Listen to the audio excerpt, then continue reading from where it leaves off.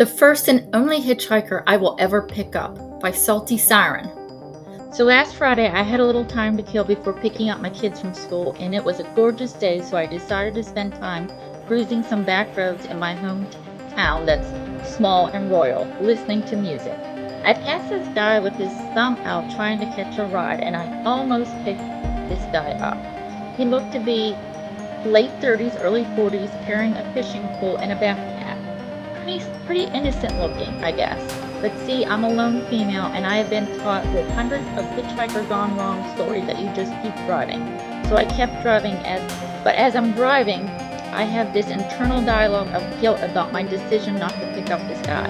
You know, if I was hitchhiking, I'd hope someone would pick me up, and I mean, really, what's the worst thing that could happen? That mixed with my new self-improvement goal of doing the things that scare me most as often as possible led me to the conclusion that when I looped back around, he was still walking, I would pick him up. Sure enough, about 10 minutes later, he was still there.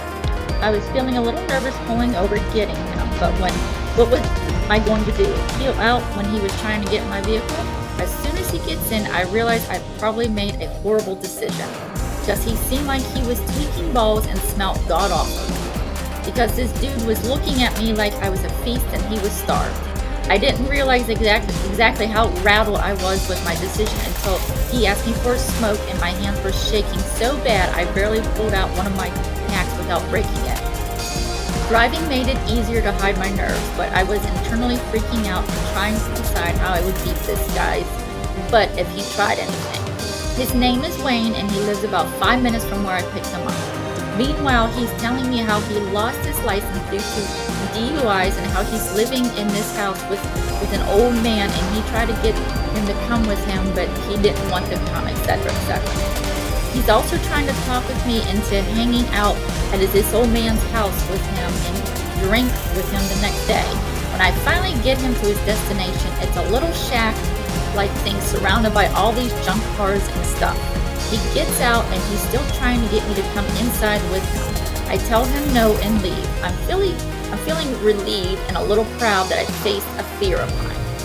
Fast forward to Monday. My instructor says, holy crap, apparently someone got murdered down such and such road. Do you know anyone down that way? I say, whoa, that's really ironic. I took a hitchhiker down that road Friday.